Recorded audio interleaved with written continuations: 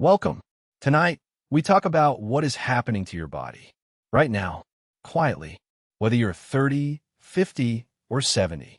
For the next 2 hours, we will walk through the science of aging. Not the panicky science, not the supplement-selling science. The calm, evidence-based picture of how your body changes over time, why it changes, and what actually moves the needle in slowing it down. You will hear about hormones, the brain, the heart, the muscles, sleep, and nutrition.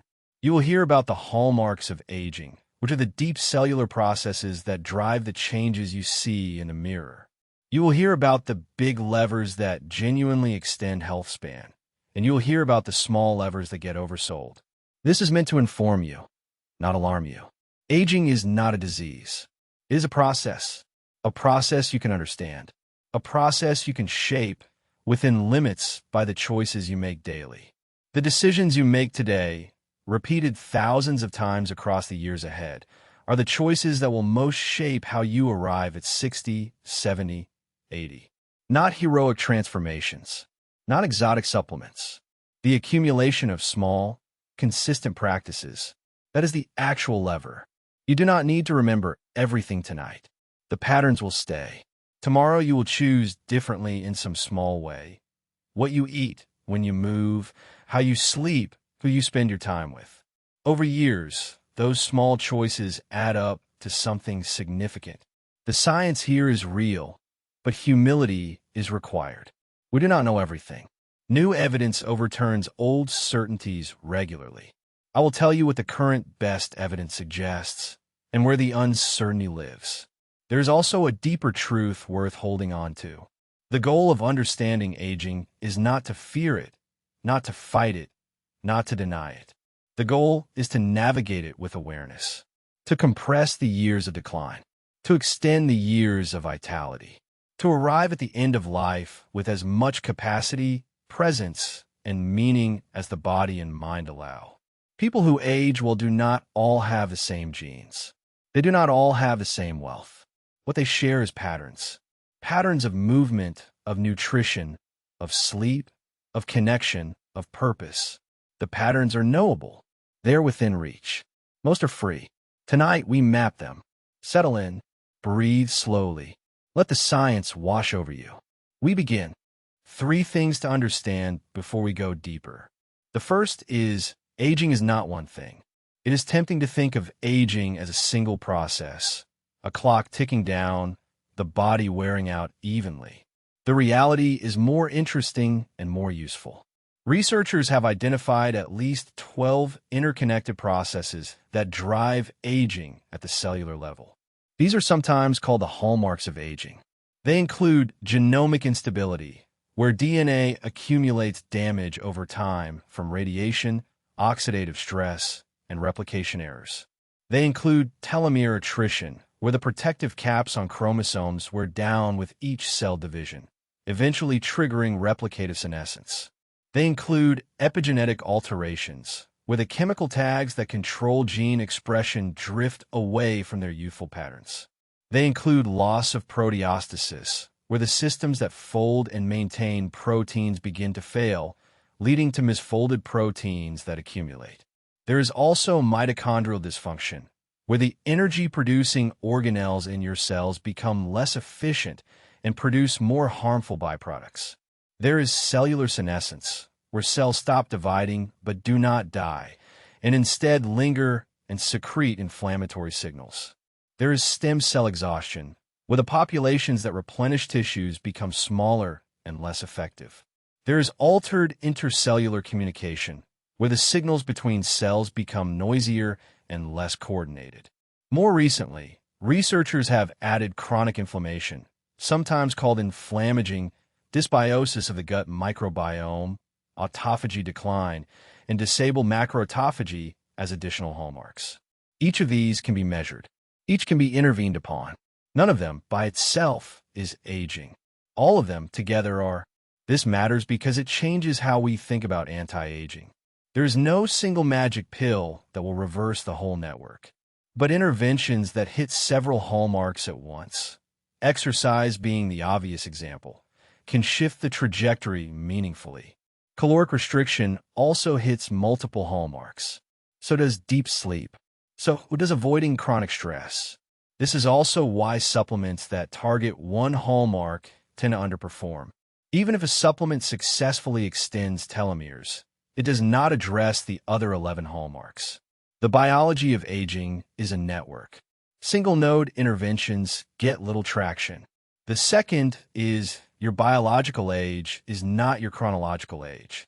Chronological age is how many times the Earth has gone around the sun since you were born. It is a fact. You cannot change it. Biological age is a measure of how worn your body is on cellular and molecular levels. People with the same chronological age can have biological ages that differ by 10 or 15 years. This is measurable now. Tests of methylation patterns on your DNA, called epigenetic clocks, can estimate your biological age. These tests have been refined over the past decade and now offer reasonably reliable readings. There are several competing clocks: the Horvath clock, the Hannum clock, Grimm age, Finno age, Dunedin pace, each measuring slightly different aspects of biological aging. The encouraging news is that biological age responds to interventions. Exercise can shift the methylation clock backward by years over the course of a sustained program.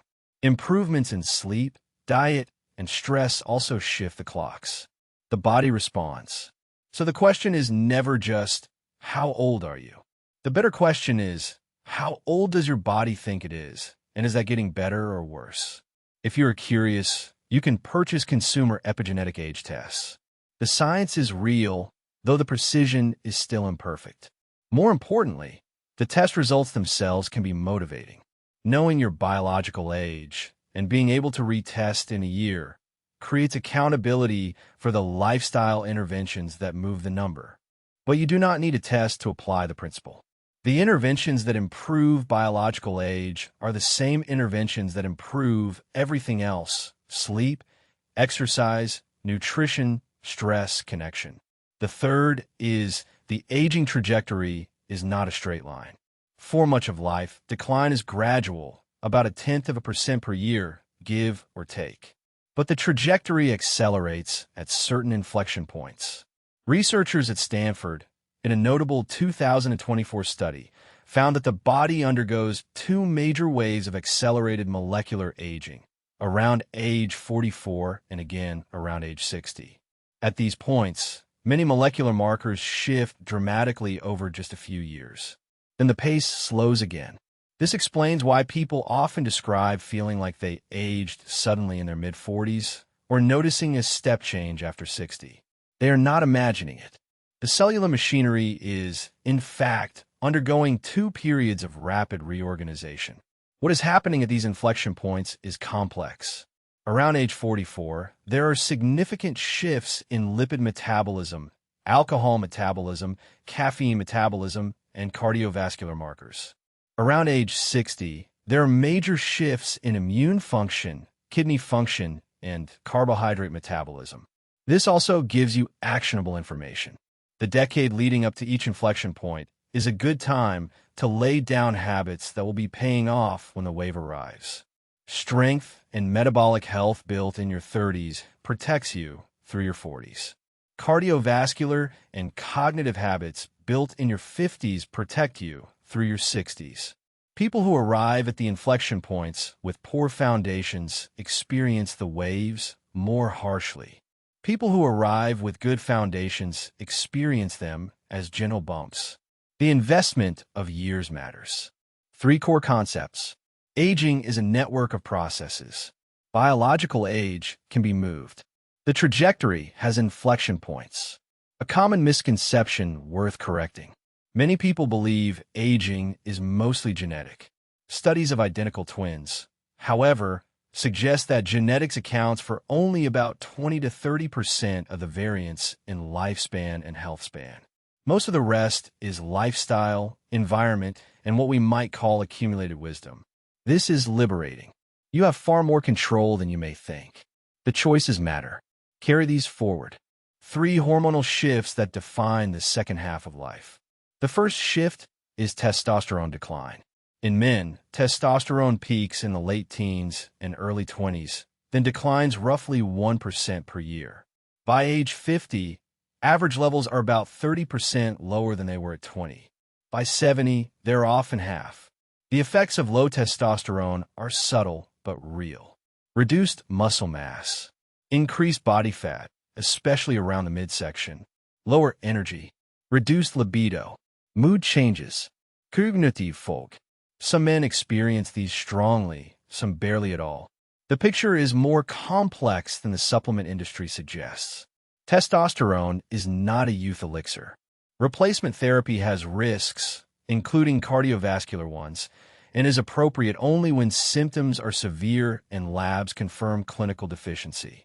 The much more reliable interventions, for most men, are the basics. Strength training raises testosterone. Adequate sleep raises testosterone. Maintaining a healthy body fat percentage raises testosterone. Chronic stress lowers it. Alcohol lowers it. Poor sleep lowers it dramatically. There is also a feedback loop worth understanding. Testosterone drives muscle. Muscle is the largest insulin-sensitive tissue in the body. When muscle declines with age, insulin sensitivity declines, which drives blood sugar issues, which create inflammation, which further suppresses testosterone.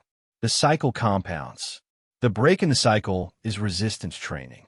Strength training, performed consistently over years, signals the body to maintain muscle, which preserves insulin sensitivity, which supports testosterone production. The same single intervention addresses multiple links in the chain. In women, the equivalent story is estrogen. Estrogen levels remain relatively stable through reproductive years, then drop sharply in the perimenopausal and menopausal transition, typically in the late 40s to early 50s. The transition can take several years, and it produces well-known symptoms: hot flashes, sleep disruption, mood changes, weight redistribution. It also produces less-known effects, including increased cardiovascular risk and accelerated bone loss. The decision about hormone replacement therapy is complex and individual. For decades, the field swung dramatically based on the Women's Health Initiative trial in the early 2000s, which suggested significant risks. More recent reanalyses have refined the picture considerably. For women in early menopause and within 10 years of their last period, the latest evidence suggests benefits often outweigh risks. After that window, the calculation changes. This is a conversation to have with a knowledgeable doctor, not a decision to make from podcast. The decline of estrogen has cascade effects throughout the body. Estrogen protects bones. Without it, bone loss accelerates. Estrogen protects the cardiovascular system. Without it, women's cardiovascular risk approaches and eventually exceeds men's. Estrogen modulates mood and cognition. Without it, sleep disruption and brain fog become common. For women navigating menopause, the same lifestyle levers help: exercise, sleep, stress management, nutrition. Resistance training becomes particularly important because it preserves bone density that is otherwise rapidly declining. Aerobic exercise becomes particularly important because cardiovascular risk is rising. The second shift is growth hormone and IGF-1. Growth hormone, which is produced by the pituitary gland, peaks in adolescence and declines throughout adulthood. By age 60, it is often a small fraction of youthful levels. IGF-1, the related growth factor, follows a similar pattern. This decline contributes to reduced muscle mass, slower recovery from exercise, thinner skin, and slower wound healing. The complication is that high levels of growth hormone and IGF-1 are associated with increased cancer risk. Tall people who have more IGF-1 throughout life have slightly higher rates of certain cancers. People with growth hormone deficiency, surprisingly, often live longer. So the picture is not more growth hormone is better. The picture is healthy levels for your life stage are best, and intervening to push levels up artificially may not be wise. The reliable interventions, again, are the basics: deep sleep is the single biggest driver of natural growth hormone release. The first 90 minutes of deep sleep produce a powerful pulse of growth hormone that drives much of the body's overnight repair. People who sleep poorly miss this pulse, and the repair does not happen. Resistance training stimulates growth hormone, both during the workout and in the hours after.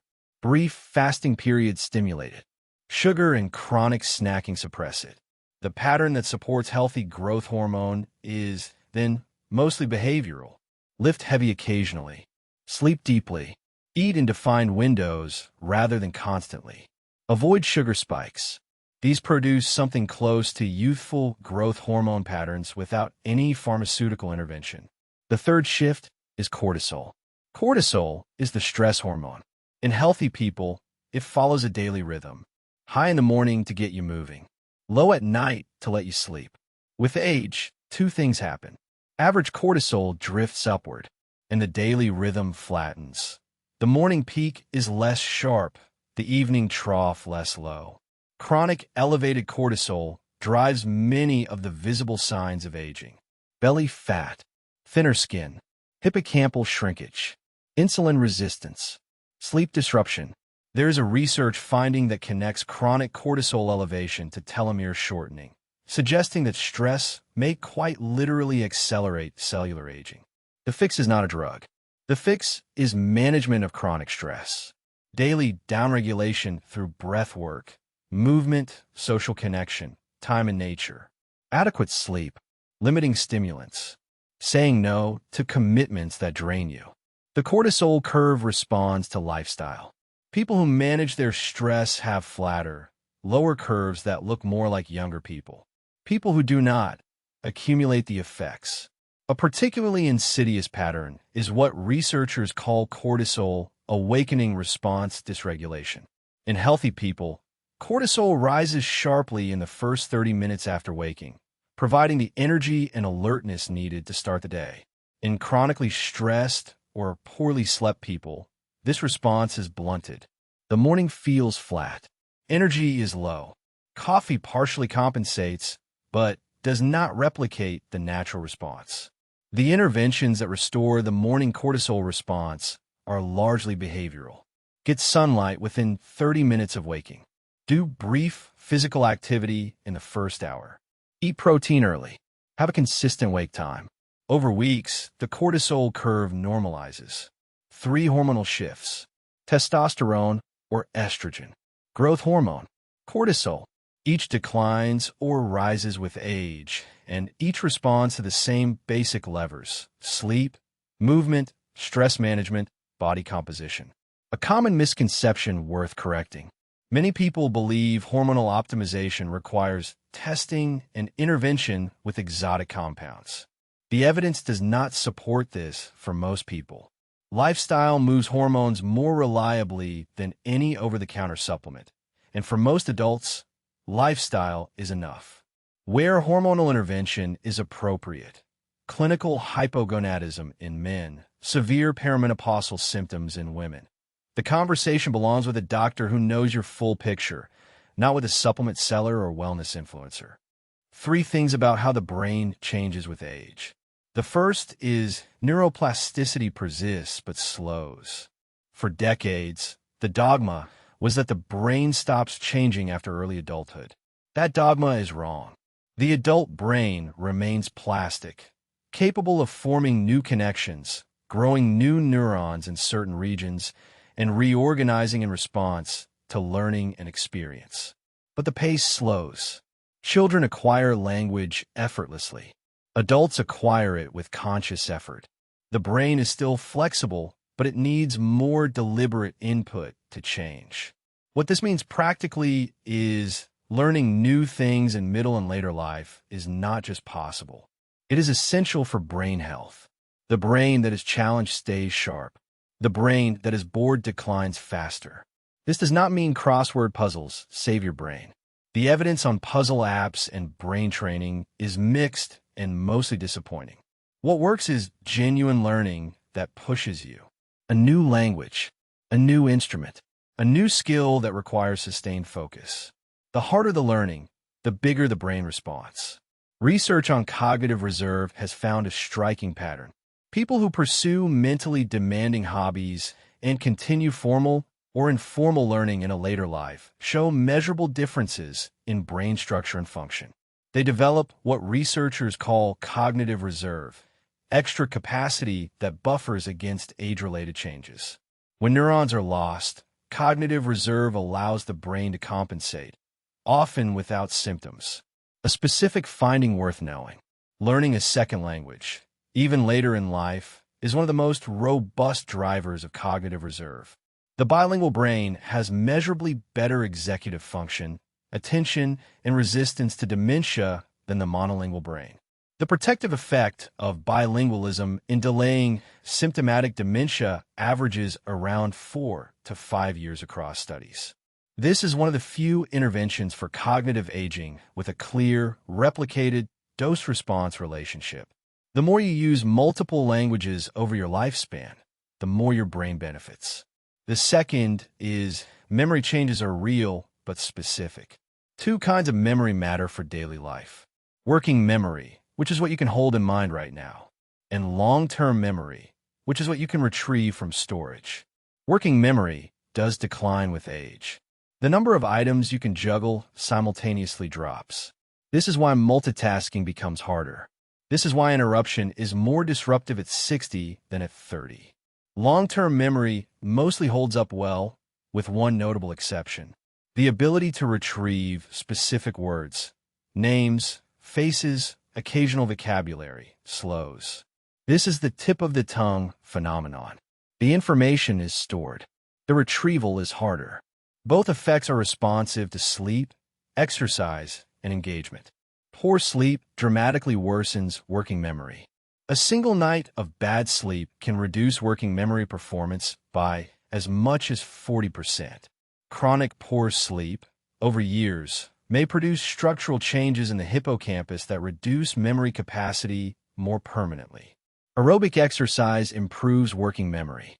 A consistent finding in the research is that walking 30 to 45 minutes a day, 3 to 4 days a week, produces measurable improvements in working memory and processing speed in older adults, often within a few months. Continued mental engagement preserves retrieval speed. The brain that is regularly used for naming, recalling, and language remains better at those tasks. The brain that is rarely used for them gets slower at them. There's also the matter of context-dependent memory. As we age, memory becomes more dependent on cues. Walking into a room and forgetting why you went there is a classic example. The intention was formed in one room, with one set of contextual cues. Moving to a different room removed those cues, and the intention is harder to retrieve. The fix is to externalize. Write things down. Use lists. Set reminders. The aging brain compensates, well, when external scaffolds are used. Resisting these scaffolds as a sign of weakness is a mistake. Using them is a sign of wisdom. The third is sleep architecture changes. The deep sleep that flushes the brain of metabolic waste, the slow-wave sleep that dominates the first half of the night, declines significantly with age. By 60, most people get about half the deep sleep they got at 30.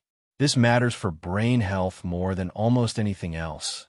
During deep sleep, the brain clears beta amyloid and tau, the proteins that, when they accumulate, drive Alzheimer's disease. Less deep sleep means more accumulation. This is one of the strongest links between sleep and dementia risk. Poor sleep across decades correlates with elevated dementia risk. The mechanism is increasingly clear. The brain literally does not clean itself well enough. A specific finding from research on the glymphatic system. The glymphatic system is the brain's waste clearance mechanism, which operates primarily during deep sleep. It uses cerebrospinal fluid to flush metabolic byproducts out of the brain. When deep sleep is reduced or fragmented, glymphatic clearance is impaired and the byproducts accumulate. The interventions that protect deep sleep are mostly behavioral. Cool, dark room. Consistent schedule. No screens or alcohol in the hour before bed. Exposure to daylight in the morning. Exercise during the day, but not too late at night. Stress management. Pharmacological sleep aids, including alcohol, most sleeping pills, and some over-the-counter remedies, actually reduce deep sleep, even when they make you feel like you slept. The deep sleep matters more than the total hours. A particular finding about alcohol that is worth highlighting. Even small amounts of alcohol in the evening, like a single glass of wine with dinner, measurably reduce slow-wave sleep. The person feels relaxed and falls asleep more easily, but the quality of the sleep that follows is worse, particularly in the second half of the night when REM sleep should dominate. Over years, this trade-off accumulates. 3 brain changes: slower plasticity, specific memory decline, reduced deep sleep. All respond to engagement, sleep, and exercise. The brain that is used, rested, and oxygenated stays younger. A final note: the biggest predictor of cognitive aging is not any one intervention. It is the cumulative effect of many small choices over decades. The brain that lives with engagement, movement, sleep, and connection ages more gracefully than the brain that lives without them. The choices are largely within your control. 3 things about the cardiovascular system as you age. The first is arteriosclerosis, the stiffening of arteries. When you are young, your arteries are elastic. They stretch with each heartbeat and recoil. This stretching cushions the rest of the body from the pulsating pressure of the heart. With age, the arterial walls become stiffer. They cannot stretch as much. The cushioning is reduced. The result is that blood pressure rises, especially the systolic pressure, the top number, which measures the peak pressure during each heartbeat. Stiffened arteries also distribute force differently. The reflected pressure waves that bounce back from the periphery arrive earlier and add to the central pressure. This puts extra load on the heart and on small vessels in the brain and kidneys. Arteriosclerosis is partly genetic, but it is heavily lifestyle-driven. Smoking accelerates it dramatically. Poor diet, especially diets high in processed food and low in vegetables, accelerates it. Sedentary living accelerates it. Aerobic exercise slows it significantly. The Mediterranean diet has been shown, in randomized trials, to reduce arterial stiffness measurably within months. There is a measurable marker for this called pulse wave velocity, which captures how fast the pressure wave from each heartbeat travels through the arteries. Higher velocity means stiffer arteries.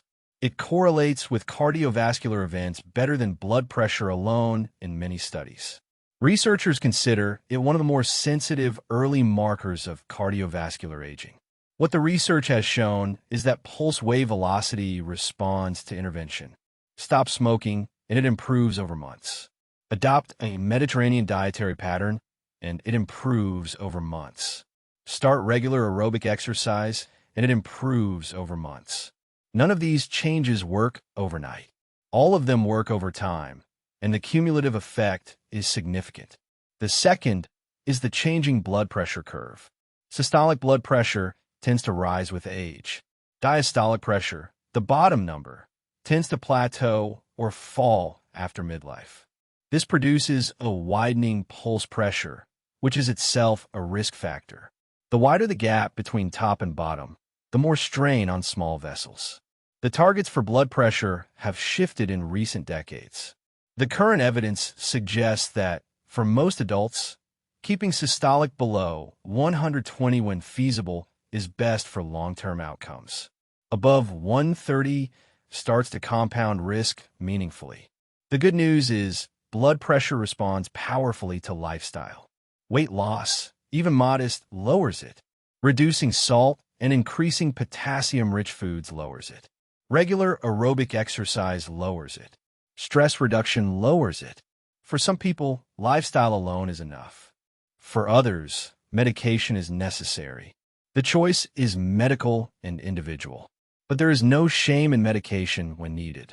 Untreated high blood pressure is one of the highest impact preventable causes of stroke, heart attack, and dementia.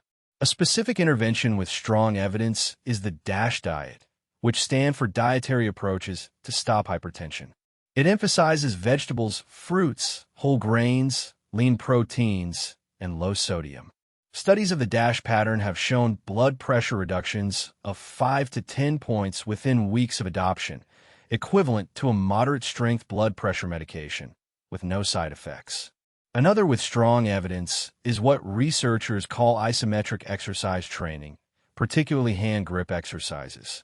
Holding a hand grip at a submaximal effort for 2 minutes, repeated several times, for times a week, produces blood pressure reductions comparable to medications. The mechanism appears to involve improved endothelial function. For people who cannot or will not take medications, this is a remarkably accessible alternative. The third is VO2 max, the most important fitness number you have probably never measured. VO2 max is the maximum rate at which your body can use oxygen during exercise. It is a measure of cardiovascular fitness. It correlates with longevity more strongly than almost any other single measurable factor. VO2 max declines with age, naturally about 10% per decade. But this is largely a function of disuse. People who train can maintain it close to youthful levels well into their 60s and 70s. The reason VO2 max matters so much is that it correlates with what is called functional reserve, the buffer between what your body can do and what is required to live independently. A high VO2 max means a wide buffer. A low one means everyday tasks, climbing stairs, walking quickly, handling stress, start eating into your capacity. The interventions that raise VO2 max are aerobic, endurance training, interval training. The most effective approach combines longer, easy efforts with shorter, intense ones. Zone 2 training, sustained moderate effort where you can still talk but not sing, builds the base. Sprint intervals or hill repeats build the ceiling. A research finding worth knowing. Studies of older adults who begin a structured exercise program, even in their 70s, show measurable improvements in VO2 max within 3 to 6 months. The body retains the ability to respond to training across the lifespan. There is no expiration date on the cardiovascular adaptation response. Specifically, a regimen of 3 to 4 moderate sessions per week plus 1 or 2 high-intensity sessions has been shown to raise VO2 max meaningfully in older adults. The high-intensity sessions need not be long. 4-minute intervals at near maximal effort, repeated 4 times with 2-minute rest between, is a common research protocol that produces strong results. The point is, the heart and lungs respond to training at every age. The question is whether you choose to train them. 3 cardiovascular concepts. Arteriosclerosis. The blood pressure curve. VO2 maximal. The heart is a muscle and a hydraulic system. Both respond to training. Both decline with disuse. The choice is yours, made in small ways every week. A final note. The single most important cardiovascular intervention you can make after stopping smoking if you smoke is regular exercise. Nothing in the supplement world comes close. Nothing in the diet world matches it. Exercise is the master intervention for cardiovascular aging. It is also free, and the dose required is achievable for almost everyone. 3 changes in the body's structural systems. The first is sarcopenia, the loss of muscle mass with age.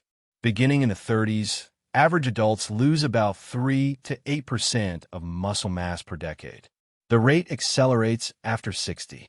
By 80, an untrained person may have lost half of the muscle they had at 30. This is not inevitable. It is a function of disuse. People who continue to do resistance training maintain most of their muscle into their 70s and beyond. The body responds to demand. If you ask it to be strong, it remains strong.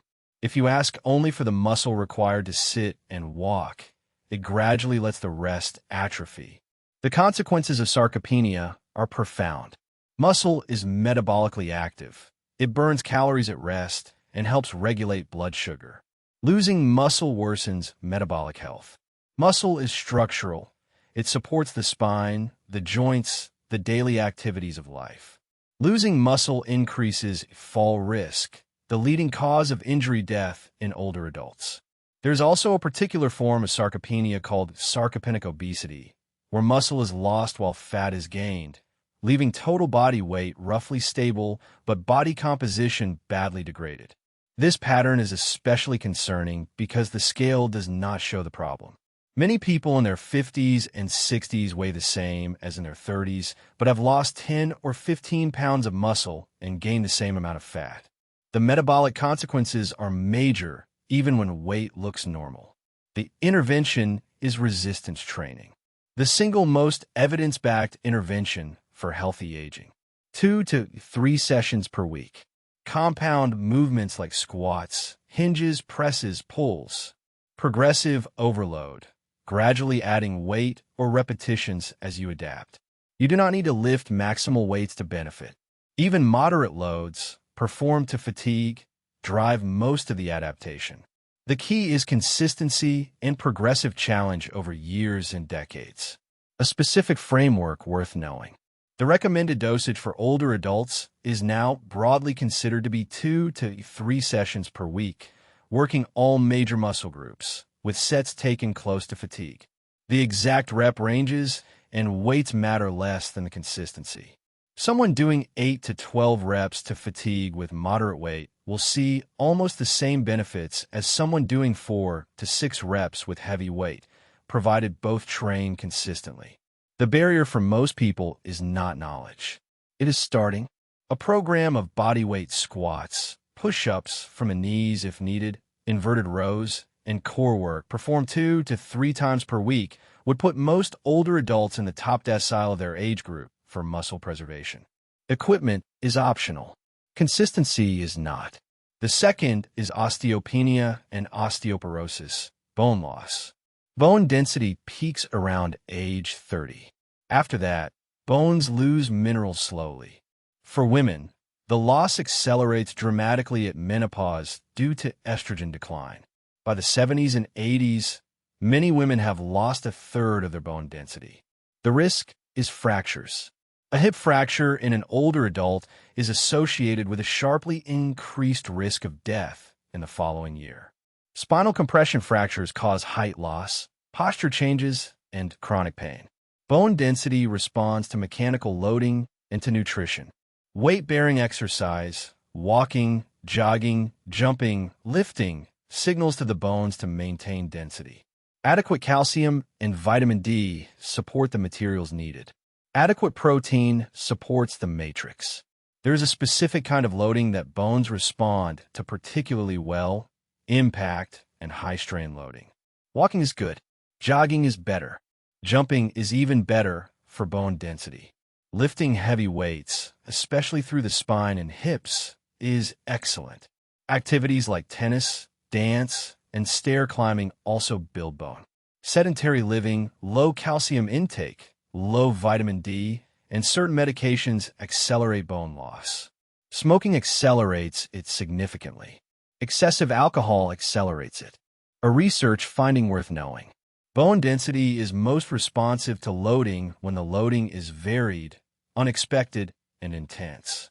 Repetitive low-load activity, like walking on the same route every day, produces modest benefits. Varied loading, climbing stairs, lifting weights, occasional sprints, recreational sports, produces much stronger benefits. The window to build maximum bone density closes in the late 20s. After that, the goal is preservation. The earlier you start lifting, walking, and getting enough nutrition, the more bone you'll have to lose later. People who built strong bones in their teens and 20s are protected for decades. The third is joints and cartilage. Cartilage cushions joints. With age, it thins and sometimes degrades. This produces the stiffness, occasional pain, and reduced range of motion many people experience in later decades. The popular belief is that exercise wears out joints faster. The evidence does not support this for most people. Recreational exercise, especially varied movement, appears to preserve joint health. What harms joints is repeated injury, excess body weight, and sustained immobility. Joint cartilage is poorly vascularized. It receives nutrients largely from synovial fluid, and that fluid moves through the joint via motion. Motion is paradoxically what feeds the cartilage. Long periods of immobility starve it. A specific research finding about knee osteoarthritis. The strongest predictors of knee osteoarthritis are excess body weight, previous joint injury, and sustained inactivity. The strongest interventions for slowing it are moderate exercise, weight management, and maintaining strength in the quadriceps and hip muscles that support the knee. The intervention for joints is gentle, varied movement throughout life. Walk daily. Move through full ranges of motion. Lift weights with good form. Stretch regularly. Strengthen the muscles around joints so the muscles, not the cartilage, bear most of the load. When pain arises, modify the activity, but do not stop moving. The joint that stops moving stops being fed. Cycling, swimming, and other low-impact movement keep joints fed without aggravating them. 3 structural concepts. Sarcopenia, bone loss, joints, all respond to load, motion, and nutrition. The body that is asked to be capable remains capable. A final note on the structural systems. Many people, as they age, gradually reduce their physical demands on themselves. They take elevators instead of stairs. They drive instead of walk. They avoid lifting heavy things. Each individual choice is small. Over decades, the accumulated reduction in load is enormous, and the body responds by losing the capacity that was no longer being asked for. The reverse is also true. People who continue to demand capacity from themselves continue to have capacity. The body listens to what you ask of it and gives you what you continue to ask for. 3 things to understand about sleep and aging. The first is sleep need does not change much, but sleep ability does. A common belief is that older adults need less sleep. The evidence does not support this. Sleep need stays roughly stable, 7 to 9 hours for most adults throughout life. What changes is the ability to sleep. Older adults more often have trouble falling asleep, wake more frequently in the night, and wake earlier in the morning. The result is less total sleep, even though the need is the same. This is not just inconvenience. It is consequence. Chronic short sleep correlates with increased risk of many age-related diseases: cardiovascular, metabolic, neurological. Sleep is when many repair processes happen. Less sleep means less repair. The interventions are largely the same as for younger adults, but become more important. Consistent bedtime and wake time. Cool, dark room. Limit light exposure in the evening, especially blue light from screens. Get bright light in the morning to anchor the circadian rhythm. Avoid alcohol, which fragments sleep. Avoid caffeine afternoon for many people. There is a specific finding about caffeine worth knowing. The half-life of caffeine, the time for the body to clear half of it, averages about 5 to 6 hours in younger adults, but can extend to 8 or more in older adults. A cup of coffee at 3 in the afternoon still has measurable caffeine in the system at midnight for many adults over 50. The metabolism slows. The cutoff time should adjust. There is also the matter of sleep timing. The natural tendency in older adults is to shift toward earlier bedtimes and earlier wake times. This is normal and not a problem in itself. The problem arises when older adults try to maintain the sleep schedule of their younger years, going to bed at midnight when their body wants to sleep at 9, and then waking at 5 involuntarily. The mismatch produces chronic sleep debt. The fix is to honor the body's preferences. If you naturally feel sleepy at 9 in the evening, go to bed at 9. If you wake at 5 and feel rested, that is fine. Sleep follows its own logic, and fighting against it does not work. The second is deep sleep declines, and this matters a great deal. We touched on this in the brain chapter, but it deserves its own emphasis here. Deep sleep, the slow-wave sleep of the first half of the night, declines steadily with age. By 60, most people get half what they got at 30. Deep sleep is when growth hormone is released, when the brain clears metabolic waste, when the body conducts much of its physical repair. The loss of deep sleep, accumulated over decades, contributes to cognitive decline, weight gain, and reduced recovery. The most reliable interventions to protect deep sleep are environmental. Cool room temperature, around 65 to 68 degrees Fahrenheit for most people. Complete darkness. Quiet. Daytime physical activity. Reduced evening alcohol. Even one drink reduces deep sleep significantly. Some research suggests that exposure to morning light is one of the most powerful tools because it strengthens the circadian rhythm, which in turn supports deeper sleep at night. 10 to 20 minutes of outdoor light within the first hour of waking has a measurable effect over weeks. Another intervention with research support is acoustic stimulation during slow-wave sleep. Researchers have used precisely timed, quiet tones to amplify slow waves, and the effect on next-day cognitive performance is measurable. Consumer devices that attempt this are emerging with varying quality. For most people, the basic environmental interventions matter more, but the research suggests that deep sleep is more responsive to intervention than was previously thought. The third is sleep apnea increases with age and often goes unnoticed. Obstructive sleep apnea is a condition where the airway collapses repeatedly during sleep, causing brief awakenings and drops in oxygen. It is shockingly common, especially in middle-aged and older adults. Estimates suggest more than 30% of people over 60 have at least mild sleep apnea, and many are undiagnosed. The consequences are major. Untreated sleep apnea is a strong risk factor for high blood pressure, heart disease, stroke, diabetes, and accelerated cognitive decline.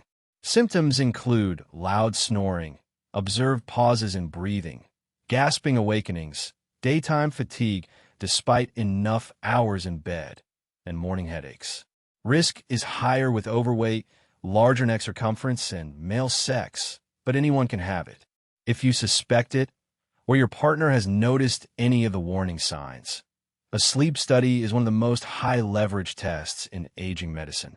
Treatment, usually with a CPAP machine, often dramatically improves cognition, mood, and cardiovascular markers within weeks. There are also newer treatments worth knowing about. For people with mild to moderate sleep apnea, oral appliances that reposition the jaw can be effective. For some people, position therapy, sleeping on the side rather than the back, significantly reduces apnea events. For people with apnea connected to weight loss can sometimes resolve the apnea entirely. The point is, sleep apnea is treatable, and the impact of treatment on overall health is large. Many people live with this condition for years or decades without diagnosis.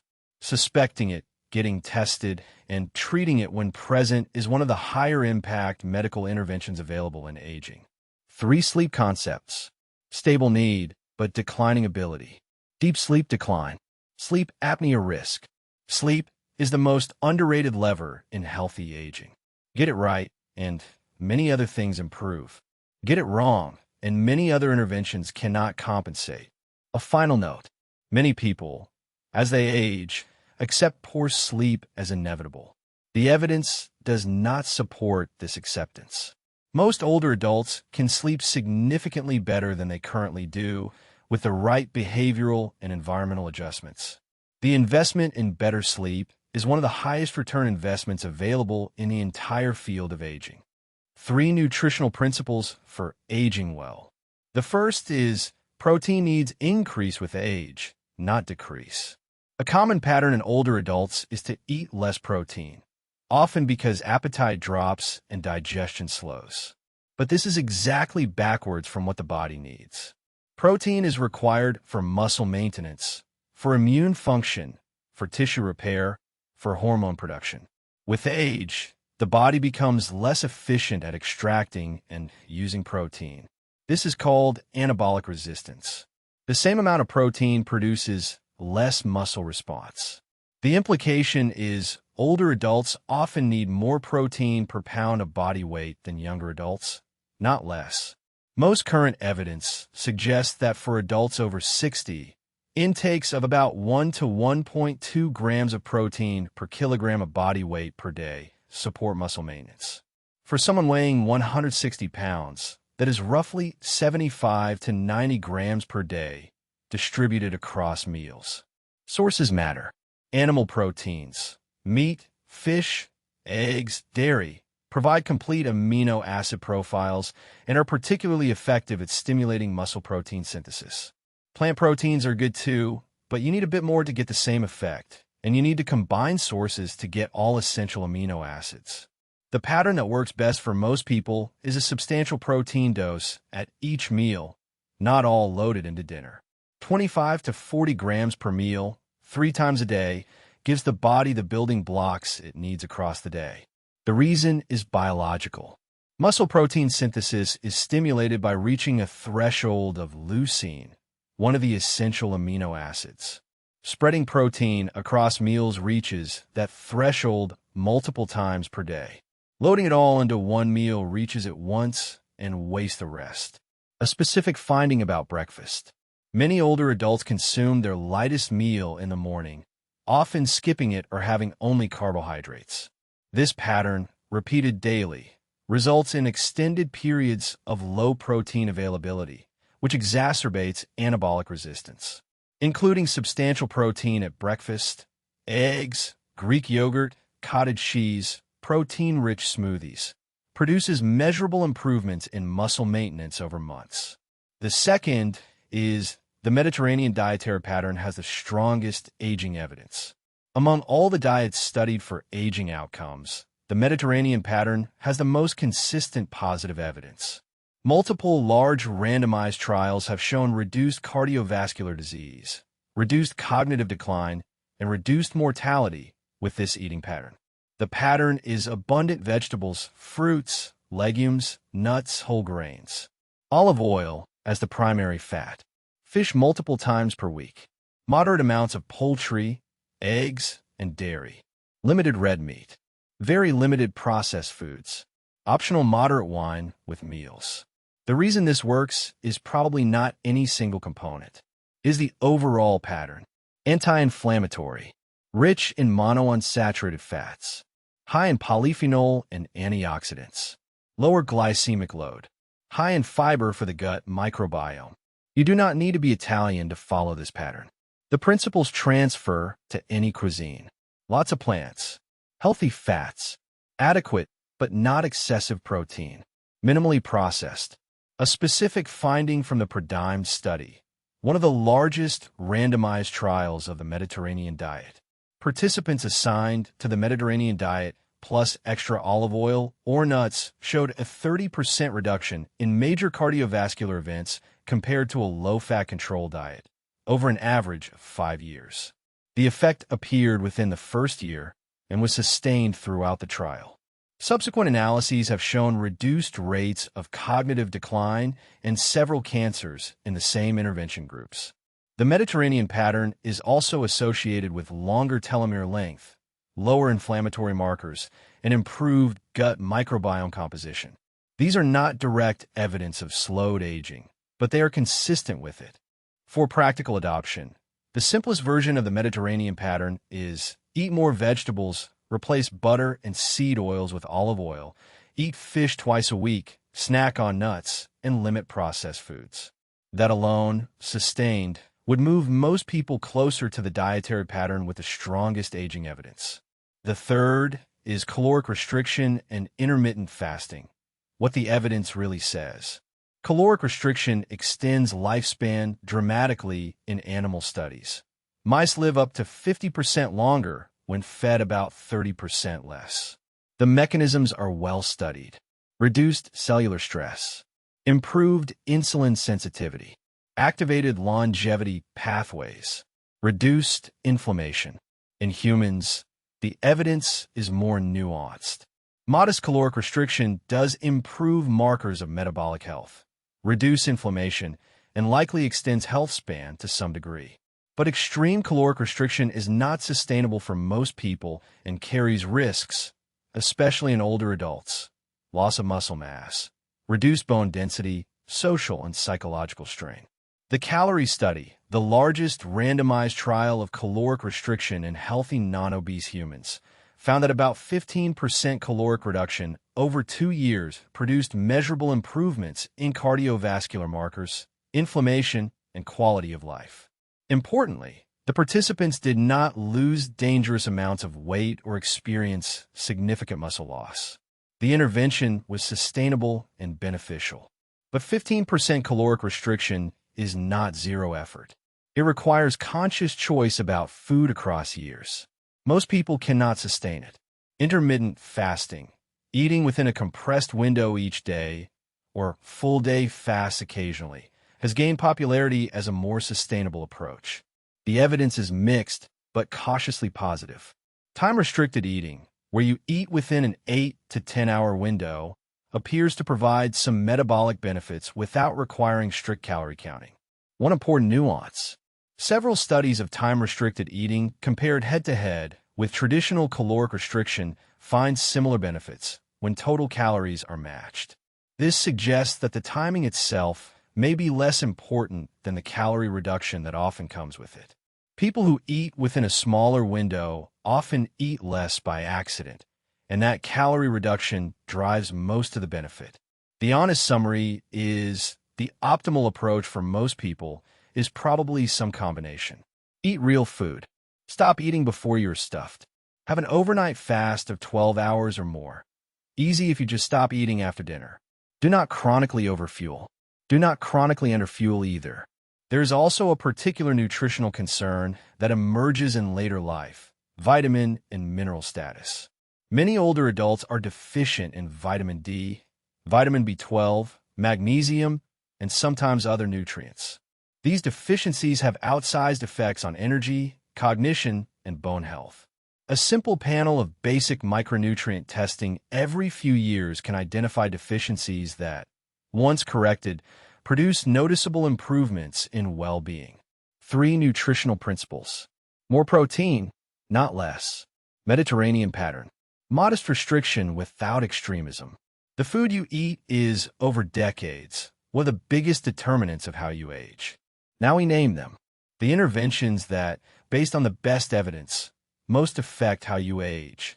5 levers, listed in roughly the order of impact. The first lever is exercise, both resistance and aerobic. Exercise is the single most studied, most consistent, and most effective intervention for healthy aging. The effects are not small. They are vast. Regular aerobic exercise reduces the risk of cardiovascular disease, several cancers, dementia, depression, and overall mortality. Studies of older adults consistently find that those who exercise have biological ages 5 to 10 years lower than sedentary peers. Resistance training preserves muscle and bone, prevents falls, improves metabolic health, and is increasingly linked to brain protection. The recommendation that comes from the strongest evidence is something like this: 150 to 300 minutes per week of moderate aerobic activity, including some at higher intensity. 2 to 3 resistance training sessions per week, hitting all major muscle groups. Some daily light activity, walking, woven through normal life. You do not need to become an athlete. Consistency over decades matters more than intensity in any given month.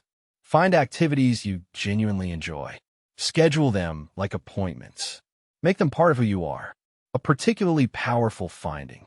Research on exercise and dementia risk has consistently found that people who exercise regularly throughout midlife have approximately a 40% lower risk of developing dementia in later life.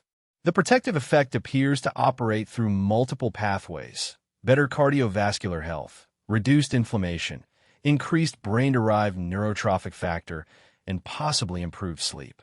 The dose response is clear. More exercise is better, up to fairly high amounts. Even small amounts are dramatically better than none. The biggest jump in benefit is from 0 to some. The next biggest jump is from some to moderate. After that, the benefits continue, but at a slowing pace. For most people, the practical implication is start where you are and build slowly. Walking is a perfectly valid starting point. From there, adding twice-weekly strength training, then increasing the intensity of the walking, then adding occasional higher-intensity efforts, builds capacity over months and years. The second lever is sleep. We covered this in detail in Chapter 6. The summary: 7 to 9 hours per night. Consistent schedule. Cool dark room. Morning light exposure. Limit evening alcohol. Address sleep apnea if you suspect it. The aging payoff of good sleep is enormous and underrated. A specific finding worth repeating: people who consistently sleep less than 6 hours per night have a measurably elevated risk of cardiovascular disease, type 2 diabetes, and all-cause mortality compared to those sleeping 7 to 9 hours. The relationship is not subtle. Sleep is genuinely as important as the other major health behaviors. The challenge is, sleep is often considered the easy thing to sacrifice. There's always more work to do, more entertainment to consume, more conversations to have. The evening contracts. The sleep gets pushed earlier into the morning and later in the night, until the available window for sleep is 6 hours or fewer. The discipline of healthy aging is, in part, the discipline of protecting sleep as inviolable. Setting an evening alarm that signals it is time to wind down. Putting away screens. Letting the day end. Allowing the body to do its repair work overnight. The third lever is stress management. Chronic stress accelerates aging on nearly every measurable axis. Cortisol elevation. Telomere shortening. Inflammation. Cardiovascular strain. Sleep disruption. Cognitive decline. The intervention is not to eliminate stress. That is impossible and undesirable. Some stress is necessary for adaptation and meaning. The intervention is to recover well from stress and to limit chronic unresolved stress. Practices that downregulate the nervous system reliably include daily breath work. Even 5 minutes of slow nasal breathing has measurable effects. Time in nature. Adequate social connection. Physical movement. Spiritual practice if it fits your worldview. The body needs regular signals that it is safe.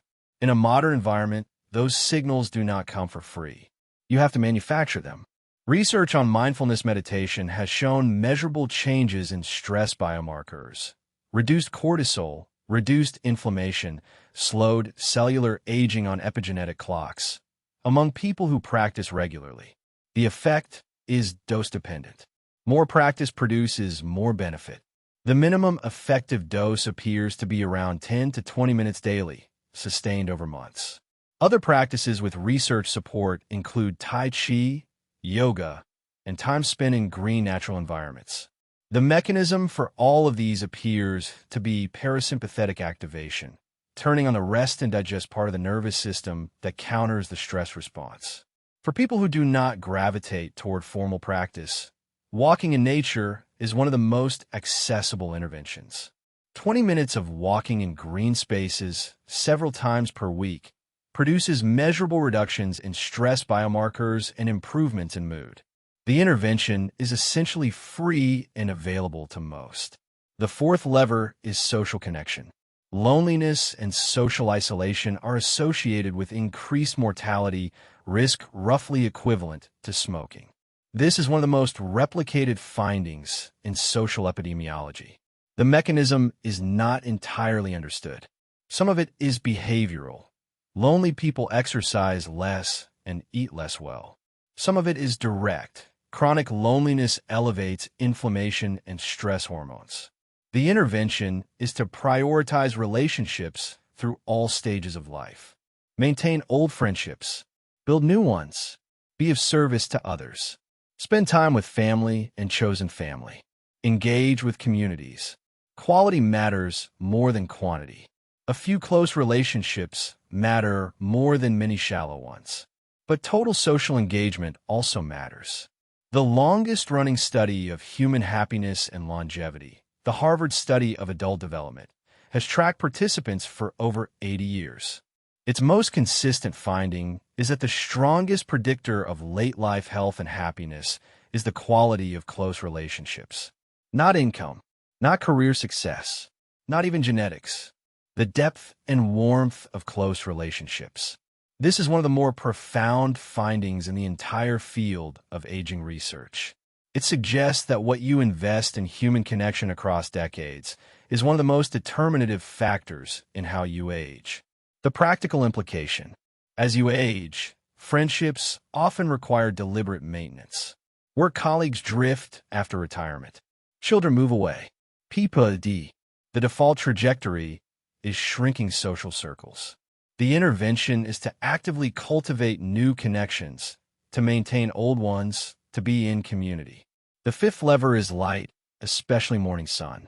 Sunlight has multiple positive effects beyond vitamin D. Morning sunlight anchors the circadian rhythm, which improves sleep, which improves nearly everything. Daytime sunlight supports mood and cognition.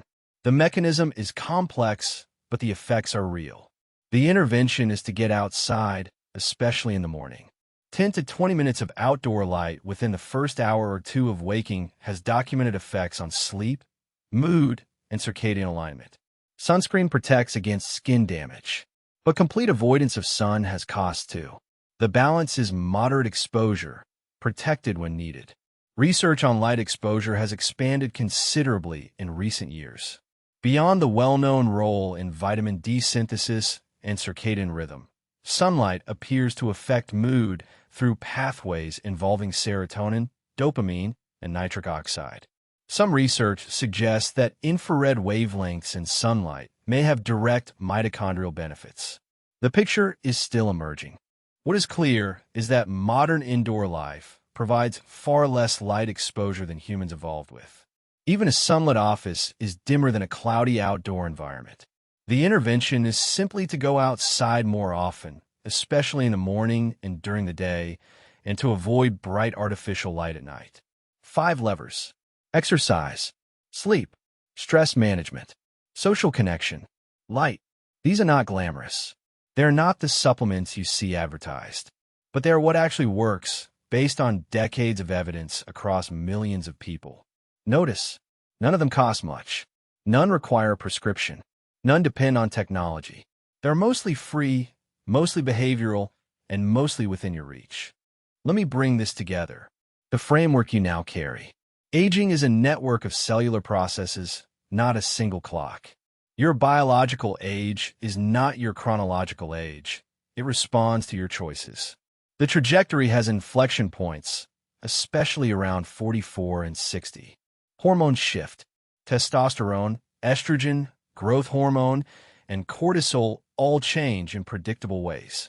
The basics, sleep, movement, body composition, stress management, move them more than any supplement. The brain remains plastic, but slower.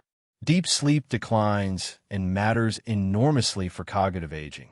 Engagement preserves function. The heart and vasculature stiffen, but exercise pushes back. VO2 max is one of the most important fitness markers you have. Blood pressure responds powerfully to lifestyle. Muscle, bone, and joints all decline with disuse and respond to load. Resistance training is the master intervention. Movement feeds joints. Weight-bearing exercise builds bones. Sleep need stays the same. Sleep ability often declines. Sleep apnea is common and often missed.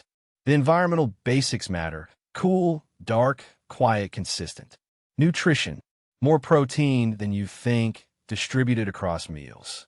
Mediterranean pattern: modest restriction without extremism. Real food: mostly plants, healthy fats.